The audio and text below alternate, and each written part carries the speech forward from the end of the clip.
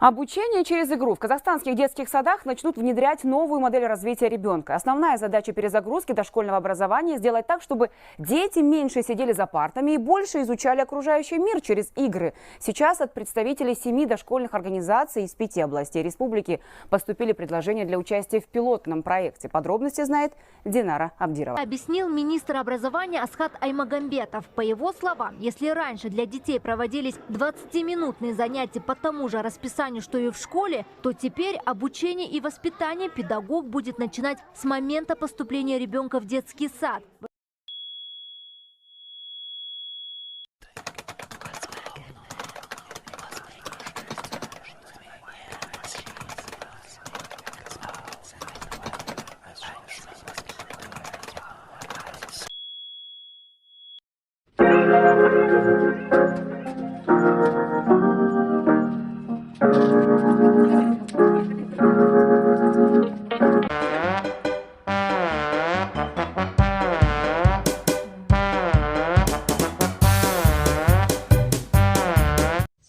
Hello. Could you please tell about the educational context, the context of educational reform in Kazakhstan, and the educational and non-educational factors that affect the formation of reforms, and also name the important stakeholders in formulating the reforms? Okay, talking about the context of educational, early childhood education and care in Kazakhstan. After the collapse of Soviet Union, our country faced several changes, and these changes didn't pass through the preschool education also. Over the years, these changes associated with the number of preschool organization and the reforms. Also, demographic increase raised the question of preschool education. For example, in 2013, the birth rate was 2.6 children per woman. According to the World Bank, this number increased to 3.32 in 2021. Implementation and the formulation of reforms also influenced by a range of factors. For example, educational factors include quality of curriculum design, teaching methodologies and teachers training, while non-educational factors include economic considerations, political agendas and infrastructure. Talking about the main stakeholders, it includes Presidential Office, Minister of Education, ECEC settings, parental committees and other interested people, groups. Also, here I want to mention that there was some extra educational influence provided with international organizations such as OECD.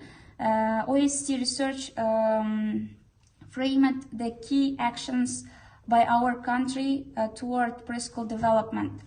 Talking about stakeholders, here Presidential Office defines the goal through the annual addresses, setting directions for education system, while Minister of Education, they shape the goals through the execution.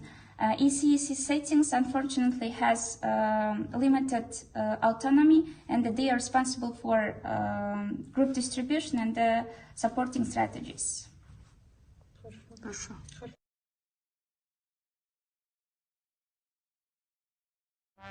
Good morning, I know it was a good evening. Can you please today tell us about the challenges in preschool education in Kazakhstan? Today in the era of highly skilled workforce, all Kazakhstani educational institutions should focus on the proper orientation of kids. Well, no, but can you please tell about the key? Well, I'm saying that proper orientation today is very important, right? And we should focus on it. Early childhood education and care in Kazakhstan is facing nationwide challenges which should be addressed as soon as possible. To start with, according to the Ministry of Education, in 2021, the net enrollment rate for children aged between 2 and 6 was 88.4%, which in numbers means that more than 9,600 children did not attend any type of EC education organizations. And this number should be reduced to minimum. Next, it is the quality of EC education. The main stakeholders are obviously the teachers. In 2021, the rate of teachers with specialization was 75.3%, and in 2022 it reached only 76.8%.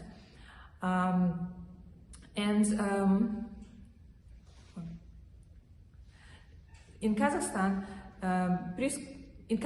personal training in the specialty preschool education and training is carried out in more than 36,000 colleges and 37,000 higher educational institutions. Every year there are about 9,000 graduates. One third of them are from universities and 2/3 from colleges. It should be mentioned that the qualifications for EC workers often overlap and are not transparent among early childhood care workers and teachers, not only in Kazakhstan but also in other OECD countries such as Finland. The different qualifications leading to different job titles do not communicate to staff of what knowledge, competencies and skills the staff have. It's hard to monitor, even though in Finnish EC organizations they have the control over the content programs, and in Kazakhstan it is centralized and comes from top to down. OECD countries lower qualifications of the workforce, especially in the sector of early childhood education and care, often raise concerns among the parents and policymakers about the staff qualification. In Kazakhstan, for example, the rate of satisfaction of the EC organizations by population was 64.1% in 2021, according to a countrywide survey. Additionally, there are often very low incentives for workers in this sector. The main reasons for shortage are low wages, low social status, heavy workload, and lack of career progression path. Finally, the EC workforce across the OECD countries is most often homogeneous, which composed of mostly female workers. For example, in Kazakhstan, 99% of EC workers are female. So the policymakers should consider these challenges and try to solve them as soon as possible. Thank you. Again, could you please tell us about some major initiatives and reforms in preschool education in Kazakhstan? So if we talk about the programs and reforms, actually there are a lot of them, and Kazakhstan tries to implement them and develop the preschool education field in Kazakhstan. So, and these strategies are mostly guided with a lot of planning, with a multitude of planning, and one of them is called the State Program of Education and Development in 2011 and 2020. So, and also the Balapam program was later on integrated as part of this SPED program. So one of there are several actually issues discussed in these reforms, and namely the issue of absence of staff with pedagogical major in preschool education, and also the quality of infrastructure, outdated methodologies used in teaching students. All of those issues were addressed in the strategies. Also the issue of inclusion and the spending in general, the spending on on preschool education was low, very low in Kazakhstan as compared to other OECD countries. So we try to address all of those things in the strategies. So yeah, the main objective, I think, of the state programs was to provide with equal and high quality preschool education to our kids.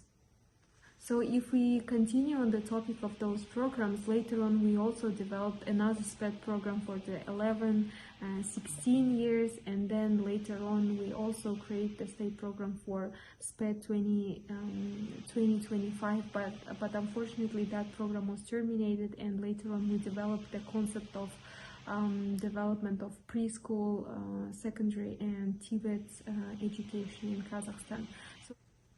So I guess, let's continue. So the key aspects of this state program is the provision. It's 100% provision of kindergartens, our kids with preschools, and also we aspire to improve the quality of our teachers, the teaching staff, and their professional development, continuous professional development, so that they increase their expertise in their field, and also our policies, so that our policies are more children-centered.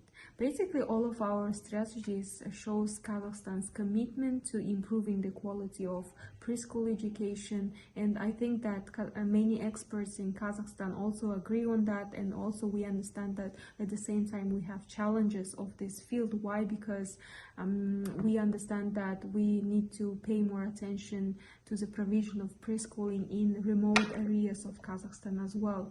But I can also say that our international experts highly evaluate our efforts, commitment to improving the quality of ECEC in our country, but also we understand that the commitment and consistency of implementation of our policies, especially in urban and rural areas, still remains as a challenge. So our effort later on will be focusing on improving that divide between rural and urban community of our country.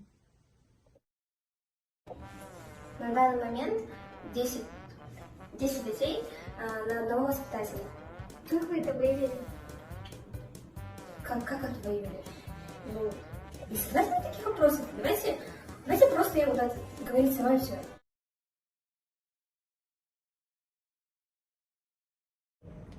Last year, 456 kindergartens for 39,000 children were launched. 93% of private kindergartens received state orders. As a result, the coverage of children aged 2 to 6 ages increased by 89.4%, and of the age 3 to 6 years, 99.4%. Also, norms for specifying a list of educational organizational in preschools are creating and made more comfortable for such young children. In addition, equal access to education for children with special educational needs has been ensured. The norm of opening one psychological, medical and pedagogical commissions was legally reduced from 60 to 50,000 children. The government provides 82,600 million tenge for the development of preschool education for the period of 2021-2025. There is annual increase in financing of preschool education, increasing the wages of educators by an average of 30%, and finally, in order to ensure transparency and reduce corruption risks in waiting lists to preschool organization, unified QI base will be created on the basis of the NOBD through the integration of regional information systems. However, it's essential to do an organized data collection, taking into account factors such as background of children, quality, demand, and supply while doing new policy documents. We are looking to improve right now. Could you tell us how does the implementation of reform at one level of education affect the implementation of reforms at the another levels of education? Okay, thank you. So let's talk about the reforms in preschool education. First, let's talk about the welcome program, which has been quite successful in increasing the number of kindergartens. But there are gaps in the program. There are a number of problems related to the quality of kindergartens. It's about technical and the material equipment. Unfortunately, in the pursuit of quantity, quality is lagging behind. However, there is an improvement as from 2024 the licensing of kindergartens will be gradually introduced. But the main problem is the training of educators. Only 50% of educators have higher education, which is very sad statistic. But what is the reason why the job of teacher is not attractive for people with higher education? The main reason is the salary, because educators receive only about 90,000 tenge. However, but there is reforms, especially the reform on the status of the teacher has influenced the revision of the salaries not only for teachers but also for educators. Moreover, according to the development plan for 2020-2025, the salaries of educators should be increased. The law also affected the receipt of categories, and this is one of the ways to see the quality of teachers' work. Also, there is a new strategic plan 23-29, which includes personal development, professional development of educators, of teachers, and of course it's gonna affect in preschool education too. It's also necessary to mention another issue related to higher education, because new reforms such as inclusive education, such as trilingual education are being actively introduced. So therefore it is necessary to improve the quality of higher education and change the form of studies, because future teachers, future educators who stakeholders must know and meet the standards of Jana, Kazakhstan. So we see that any changes happening in preschool education affect the other sections of education. It cannot stand by its own, as there are a lot of stakeholders involved in the whole educational system. Thank you very much. Yeah, thank you very much.